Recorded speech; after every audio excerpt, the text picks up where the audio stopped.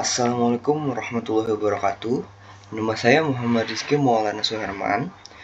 Di sini saya akan mempresentasikan hasil dari diskusi kelompok kami mengenai perancangan proses dan produk, di mana tema untuk kali ini yaitu merancang produk turunan silika yang dihasilkan dari limbah cangkang kelapa sawit.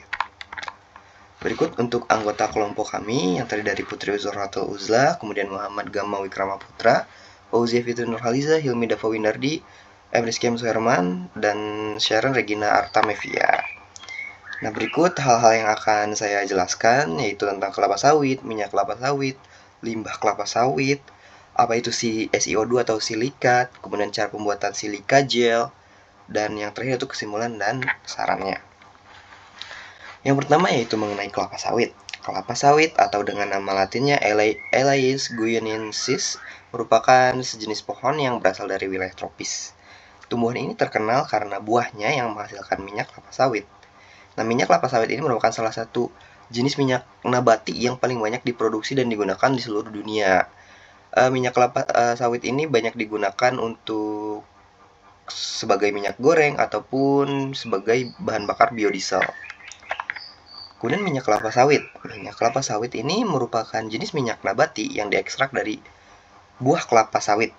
Minyak ini memiliki tekstur padat pada suhu kamar dan berwarna oranye kemerahan karena mengandung banyak karotenoid seperti beta-karoten yang sama kandungannya seperti dalam wortel. Kemudian ada beberapa dari produksi kelapa sawit ini dihasilkan beberapa limbah kelapa sawit. Seperti yang pertama itu cangkang kelapa sawit. Cangkang kelapa sawit ini digunakan sebagai bahan bakar untuk membangkit listrik atau diolah menjadi produk-produk seperti briket atau arang. Kemudian ada tandan buah kosong atau TBS sebagai bahan bakar di pabrik kelapa sawit.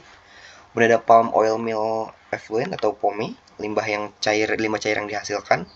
Ada sterilisasi kondensat yang merupakan limbah air yang dihasilkan selama proses sterilisasi untuk membunuh mikroorganisme patogen. Kemudian ada limbah tandan kosong yang merupakan sisa-sisa tandan buah yang telah diekstraksi minyaknya. Kemudian ada inti kelapa sawit yang dapat diolah menjadi minyak inti kelapa sawit atau PKO, palm kernel oil. Kemudian pengertian atau penjelasan tentang SiO2 atau silikon dioksida ini yang dihasilkan dari cangkang kelapa sawit tadi atau limbah cangkang kelapa sawitnya.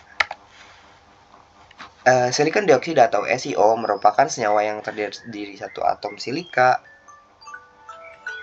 dan dua atom oksigen dan dikenal dengan nama umum silika. Silika hadir dalam berbagai bentuk di alam, seperti dalam kristalin seperti kuarsa, termasuk dalam bentuk kemudian dalam bentuk batu pasir yang merupakan dalam bentuk amorf seperti kaca. Silika memiliki sifat-sifat yang sangat beragam dan dapat digunakan dalam berbagai industri seperti manufaktur, elektronik, farmasi, dan lain sebagainya. Nah, kemudian bagaimana produksi silika gel ini dari limbah kelapa sawit? Seperti proses ekstraksi hingga didapatkan bentuk silika gel yang aman untuk food grade. Ya, alat dan bahan yang kita butuhkan yang pastinya alat pelindung diri yang diperlukan untuk kita pakai. Kemudian ada alat-alat gelas dan juga yang pasti oven untuk digunakan untuk memanaskan. Bahan apa yang kita perlukan? Bahannya mudah sebenarnya. Kita hanya perlu raw materialnya yaitu limbah cangkang buah kelapa sawitnya. Kemudian kita perlu asam chloride atau HCl dan juga natrium hidroksida atau NaOH. Nah, prosesnya bagaimana? Prosesnya adalah jadi cangkang kelapa sawit yang kering diabukan terlebih dahulu pada suhu 700 derajat Celcius selama kurang lebih 4 jam hingga didapatkan abu cangkang kelapa sawit. Kemudian rendam dengan NaOH dengan konsentrasi 4N sehingga akan terjadilah reaksi antara SiO2 yang di dalam cangkang kelapa sawit tadi dengan NaOH. Kemudian direaksikan kembali dengan NaOH1N pada suhu 80 derajat Celcius selama kurang lebih 1 jam atau 60 menit. Kemudian campuran atau residu dari hasil reaksi NaOH tadi dicuci dengan 100 ml air Celcius mili air panas. Jadi jadi campuran dari residu yang dihasilkan dari campuran tadi disaring, kemudian dicuci dengan air panas. Dan didapatkanlah natrium silikat atau Na2SiO3 yang berbentuk seperti butiran atau granul.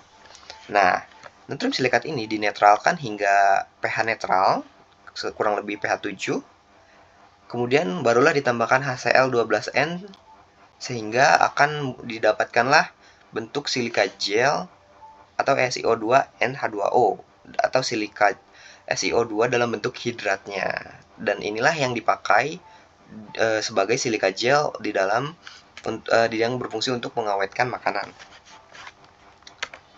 Nah, reaksi pembuatan yang terjadi yaitu SiO2 dari cangkang kelapa sawit direaksikan dengan NaOH menghasilkan natrium silikat, yang kemudian natrium silikatnya ini direaksikan dengan asam atau H+, dan asam yang kita gunakan yaitu tadi HCl, menghasilkan SiO2 dalam bentuk hidratnya. Nah, di mana SiO2 dalam bentuk hidratnya ini yang merupakan bentuk dari silika gel ini. Nah, untuk langkah selanjutnya yaitu melakukan karakterisasi terhadap silika gel ini. Silika gel yang dihasilkan diidentifikasi gugus fungsionalnya, yaitu adanya siloxan atau SiOSi. Nah, ini dianalisa menggunakan alat yaitu FTIR atau Fourier Transform Infrared, yang kemudian diidentifikasi surface area, pore volumenya, dan pore size-nya berdasarkan analisis XRD atau SSA atau Surface Area Analyzer. Nah, untuk mengetahui proses kemurniannya, kita menggunakan FTIR tadi, sehingga dengan menggunakan FTIR bisa diketahui tingkat atau persen kemurnian dari si silika gel itu. Nah, kemudian berikut adalah pengaruh konsentrasi tetesan asam yang ditambahkan. Nah, jadi pada konsentrasi asam yang lebih tinggi, kapasitas asam klorida menghasilkan oksida logam selain silika yang sangat besar, sehingga didapatlah kadar silika yang lebih murni. Jadi, jika kita menggunakan HCl8N dan perbandingannya dengan 10 dan 12N, maka kadar silikanya semakin tinggi konsentrasi HCl-nya, kadar silika yang dihasilkan akan semakin murni. Nah, penggunaan silika gel dalam makanan. Penggunaan silika gel pada makanan bertujuan untuk menjaga kualitas dan keamanan produk makanan. Silika gel ini digunakan sebagai desikan atau pengering yang membantu mengurangi atau menghilangkan kelembapan dari kemasan atau wadah makanan, sehingga makanan akan awet.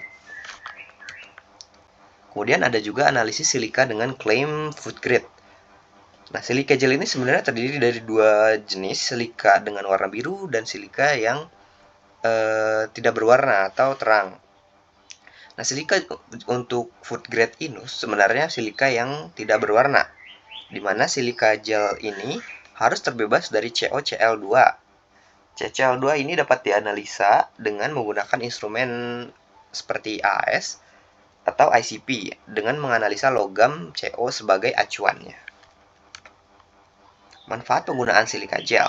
Nah, sebenarnya ada beberapa manfaat dari silika gel ini dalam penggunaannya, yaitu yang pertama mencegah pertumbuhan mikroorganisme dan jamur. Dengan menghilangkan kelembapannya tadi, bisa dengan menghilangkan kelembapannya, maka dapat mencegah pertumbuhan mikroorganisme dan jamurnya tersebut. Mempertahankan kerenyahan dan tekstur makanan, mencegah penggumpalan atau pengerutan, memperpanjang umur simpan, menjaga kelembapan pada produk dengan skala besar, dan mempertahankan kualitas produk.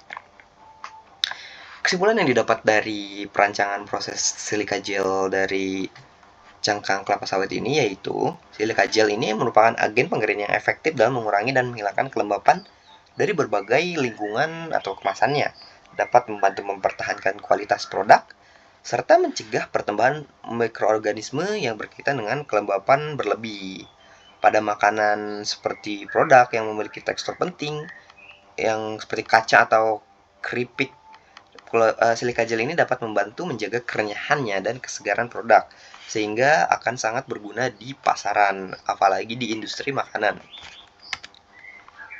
Saran yang bisa diberikan yaitu silika gel ini tidak boleh dimakan karena karena memang tidak diperuntukkan untuk dimakan.